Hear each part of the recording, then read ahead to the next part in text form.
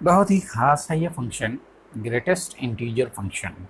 ठीक, greatest integer function में दो फंक्शन होते हैं। एक होता है f of x is equal to x, एक आइडेंटिटी फंक्शन होता है।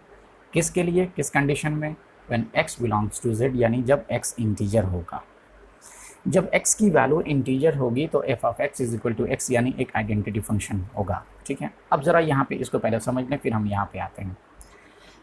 c एक इंटीजर है, तो c और c प्लस वन ये दो कॉन्स्टिट्यूटिव इंटीजर हैं। जैसे 2 के बाद 3, ठीक है। अगर हम यहाँ पे 2 लेते हैं तो यहाँ पे क्या आएगा, 3 हो जाएगा। अगर यहाँ पे हम 4 लेते हैं तो ये 5 हो जाएगा, 5 लेंगे तो ये 6 हो जाएगा। यानी x एक ऐसा नंबर है, एक ऐसी वैल्यू है जो दो कॉन्स्टिट्यूटिव इंटीजर के बीच में है। ठीक है, 0 से 1 के बीच में है, या 1 से 2 के बीच में है, या 2 से 3 के बीच में है, या 3 से 4 के बीच में है। ठीक है, दो कंडीशन है कि 0, 1, 2, 3 सिर्फ इंटीजर हो, या इंटीजर के बीच में कोई वैल्यू हो। ठीक है, अगर इंटीजर है, डायरेक्ट कोई इंटीजर मिलता है, तो उसका output f of x is equal to x होगा।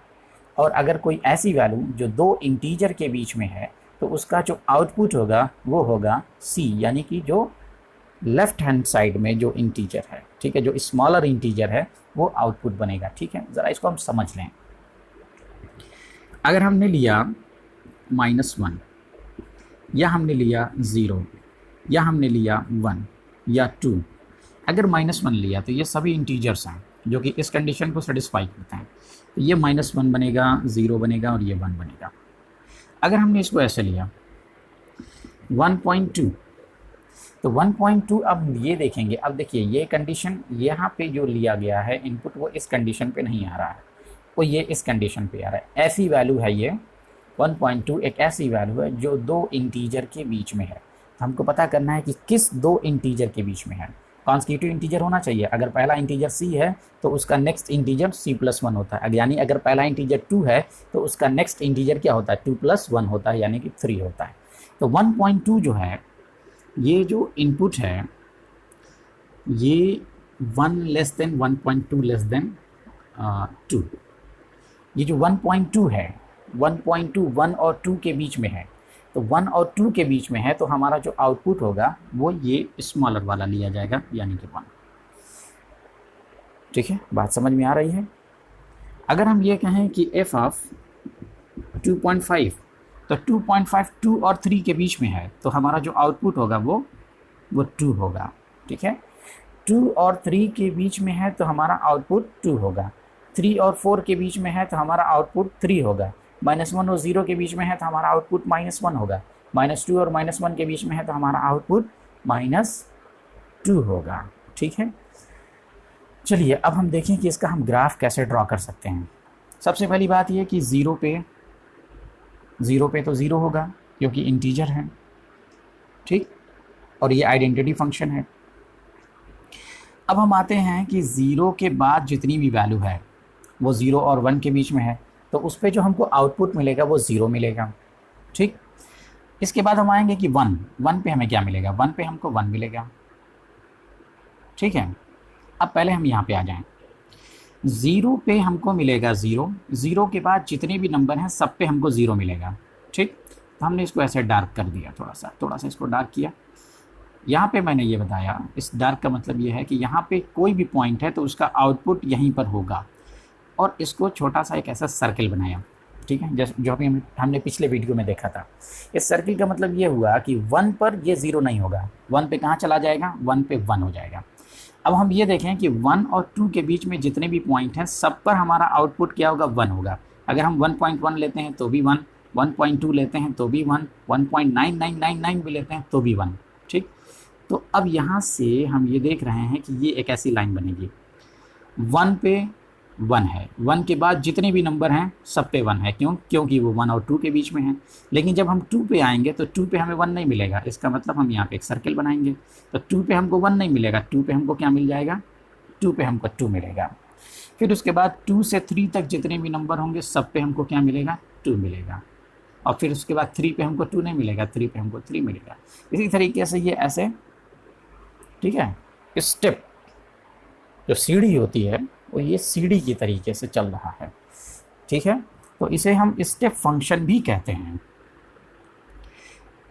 अच्छा, अब आ जाए हम -1 और 0 के बीच में, तो -1 पे हमारा क्या आ जाएगा, -1 पे तो -1 आ जाएगा। -1 से 0 के बीच में जितने भी होंगे सब पे -1 आएगा, क्योंकि -1 से 0 के बीच में अगर कोई वैल्यू है तो ये फंक्शन काम करेगा। यानी हमें एक इंटीजर नहीं मिल रहा है, इंटीजर के बीच की वैल्यू मिल रही है। तो -1 से 0 के बीच में अगर है तो उसका जो आउटपुट बनेगा वो -1 बनेगा। लेकिन अब यहाँ पे हमको एक सर्किल बनाना पड़ेगा। वो सर्किल ये बताता है कि हमारा वैल्यू जो 0 है, 0 पे -1 नहीं है, -1 पे 1 है। अब हम आते हैं -2 से -1 के बीच में, तो -2 से -1 के बीच में अगर कोई वैल्यू है तो उसका आउटपुट जो होगा वो -2 होगा। तो अब हम -2 पे आते हैं, -2 पे हमको -2 मिलेगा। -2 से -1 के बीच में सब पे हमको क्या मिलेगा, सब पे हमको -2 मिलेगा। लेकिन जब हम -1 पे आएंगे तो -1 पे हमें -1 मिलेगा, लेकिन -2 यहाँ पे नहीं मिलेगा, इसलिए यहाँ पे हमने सर्किल बना दिया। तो अब हम जैसे जैसे इतने इंटरवल्स में हमने देखा कि कैसा फंक्शन होगा, ठीक है। तो अब ये इनफाइनाइट फंक्शन है, इसी तरीके से आगे बढ़ेगा और इसी तरीके से ये पीछे आएगा। ये स्टेप की तरीके से है, इसीलिए इसे हम स्टेप फंक्शन भी कहते हैं। अब ज़रा इसके ग्राफ पर आप गौर कीजिए। इसके ग्राफ पे आप गौर कीजिए तो आपको क्या मिलेगा, 0 से 1 तक सिर्फ 0 मिलेगा, 1 से 2 तक हमें क्या मिलेगा, 1 मिलेगा, 2 से 3 तक सिर्फ 2 मिलेगा। तो हम यहाँ पे देख रहे हैं से 0 से 1, 0 के बाद हमें सीधे 1 मिलता है, 1 के बाद हमें सीधे 2 मिलता है। देखिए 0 से 1 के बीच की जो वैल्यू है ये हमें नहीं मिलती, ठीक है। अब हम यहाँ पे देखें कि 1 से 2 के बीच की ये जो वैल्यू है, 1 से 2 के बीच की वैल्यू में कहीं ग्राफ नहीं है, 2 से 3 के बीच में भी कहीं ग्राफ नहीं होगा। अब यहाँ पे देखिए आप, ये y एक्सिस है, 0 से -1 के बीच में ये ग्राफ नहीं है, सब पे आउटपुट -1 है, ठीक।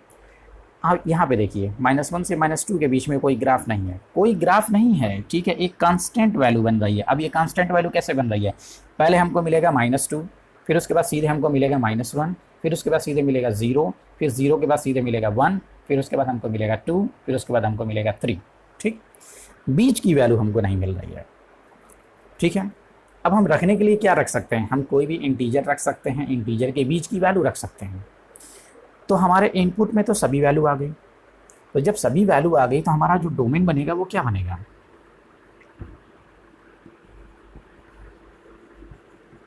सभी इंटीजर रख सकते हैं, इंटीजर के बीच की वैल्यू रख सकते हैं। या इसका मतलब ये हुआ कि पूरा का पूरा एक्स एक्सिस हम ले सकते हैं। जब पूरा का पूरा एक्स एक्सिस हम ले सकते हैं तो हमारा जो डोमेन बनेगा वो आर बनेगा। लेकिन रेंज की बात करें तो रेंज में हम देखेंगे कि सिर्फ इंटीजर वैल्यू हमारे आउटपुट में है, इंटीजर के बीच की वैल्यू हमारे आउटपुट में नहीं है। -1 से -2 के बीच में कहीं ग्राफ नहीं बना हुआ है, -2 पे है, उसके बाद फिर सीधे -1 पे है, -1 पे है, फिर सीधे 0 पे है, 0 पे है, फिर सीधे 1 पे है, 1 पे है, फिर सीधे 2 पे है। इसका मतलब ये हुआ कि हमारा जो आउटपुट बनेगा वो सिर्फ इंटीजर बनेगा। तो हम कह सकते हैं कि हमारा जो रेंज है वो है z, यानी कि सेट ऑफ इंटीजर, ठीक। तो अब हमने डोमेन डिसाइड कर लिया, रेंज डिसाइड कर लिया, इसका फंक्शन का ग्राफ देख लिया। आपको याद रखना है ग्रेटेस्ट इंटीजर फंक्शन। तो greatest integer function greatest value नहीं देता है, लोवेस्ट वैल्यू देता है, ठीक है। तो जैसा इसका नाम नहीं वैसा इसका मतलब, जैसा इसका नाम है वैसा इसका काम नहीं है, ठीक। तो ग्रेटेस्ट इंटीजर फंक्शन में लोवेस्ट वैल्यू मिलेगी, ठीक।